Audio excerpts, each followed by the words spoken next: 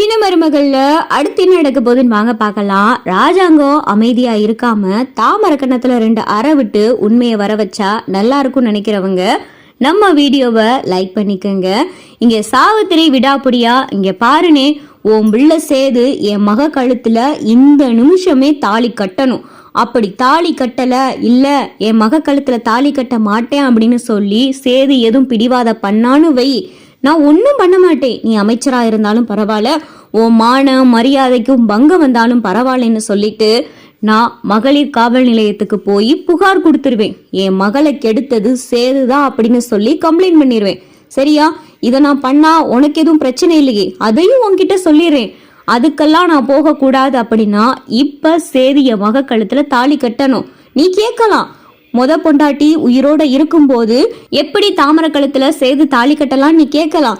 இப்ப தாமரை கழுத்துல தாலி கட்டட்டும், அதுக்கப்புறமா அந்த நிக்கிறாளே தமிழ்ச்செல்வி, அவளுக்கு விவாகரத்து கொடுத்து அவளை அவங்க அப்பாத்த வீட்டுக்கு அனுப்பிட்டா போச்சு. இப்ப நடக்கிற கல்யாணம் நம்ம வீட்டுல இருக்கிறவங்களுக்கும் என் மகளுடைய வாழ்க்கைக்கு ஒரு ஆதாரமா தான் இந்த அருக்கு பாரு மஞ்ச கயிறு, இத சேதுவை தாமரை கழுத்துல கட்ட சொல்லு அப்படின்னு சொல்லிட்டு இங்க பார்த்தா சாவித்திரி காட்டவும் இதை பார்த்ததும் சேதுக்கு ரொம்ப அதிர்ச்சி ஆயிருது.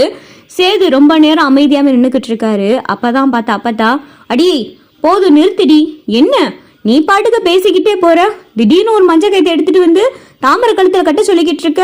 தமிழ்ச்செல்வி இருக்கா தெரியும்ல, மூத்த பொண்டாட்டி உயிரோட இருக்கா, அவ வயித்துல இந்த வீட்டு வாரிசு வளர்ந்துகிட்டு இருக்கு. ஐயா சேது, என்னையா இம்புட்டு தூரம் நடந்துகிட்டு இருக்கு, நீ எதுவுமே பேசாம அமைதியா நின்னுகிட்டு இருக்க அப்படின்னு சொல்லி அப்பத்தா கேட்கவோ, அப்பத்தா எனக்கு என்ன சொல்றதுனே தெரியல அப்பத்தா, நேத்து நான் கருப்பு மாமா கூட தண்ணி அடிச்சேன், அதை ஒத்துக்கிறேன். கருப்பு மாமா என் பிறந்த நாள் அப்படின்னு சொல்லி ஃபாரின் சரக்கு வாங்கிட்டு வந்தாரு, அந்த தண்ணி அடிச்சேன். அதுக்கப்புறம் நான் என் ரூமுக்கு போய் படுத்துட்டேன். என் ரூமு கதவை தட்டுனது இந்த தாமரை தான். கேக்க கையில எடுத்துட்டு வந்தா, கையில கேக்கு எடுத்துட்டு வந்து பிறந்த நாளுன்னு சொல்லி கேக்கெல்லாம் வெட்டி எனக்கு ஊட்டியே விட்டா. அதுக்கப்புறம் என்னையும் தமிழ்ச்செல்வியும் பத்தி இவ ரொம்ப புகழ்ந்து பேசிக்கிட்டு இருந்தா.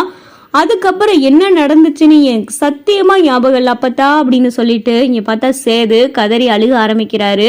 இதை வீட்டுல இருக்கிற எல்லாரும் பார்த்ததும் அப்பதான் மோகனாவுக்கும் சந்தேகம் வருது. எப்படி ஒரு பொண்ணை கெடுத்துட்டா அப்படின்ற அளவுக்கு சேதுக்கு எதுவுமே ஞாபகம் இல்லாம இருக்கும்.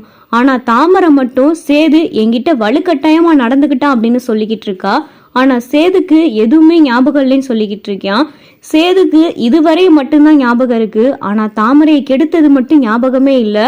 அப்ப எனக்கு என்னமோ இந்த சாவித்திரி மேல சந்தேகமா இருக்கு அப்படின்னு சொல்லிட்டு மோகனா நினைச்சுக்கிட்டு இருக்காங்க. அப்பதான் பார்த்தா அப்பத்தாவுக்கும் சந்தேகம் வருது. ஏயா சேது, இதுவரை மட்டும்தான் உனக்கு ஞாபகம் இருக்கா, அதுக்கப்புறம் நீ தாமரை கிட்ட தப்பா நடந்துகிட்டது எதுவுமே ஞாபகம் இல்லையா அப்படின்னு சொல்லி அப்பத்தா கேட்கவும், ஆமா அப்பத்தா, கேக்கு சாப்பிட்ட வரைய மட்டும்தான் எனக்கு ஞாபகம் இருக்கு, அதுக்கப்புறம் நான் தாமரைய தொட்டேனான்றது கூட எனக்கு ஞாபகம் இல்லை. அது வரைய ரூமுக்குள்ள நிற்கும் போது கூட என்னுடைய சுண்டு விரல் கூட தாமரை மேல படவே இல்லை. ஆனா நான் அவளை கெடுத்துட்டேன்னு சொல்லிக்கிட்டு இருக்கா, அதுவும் அவளை நான் வலுக்கட்டாயமா கெடுத்துட்டேன்னு சொல்லிக்கிட்டு இருக்கா.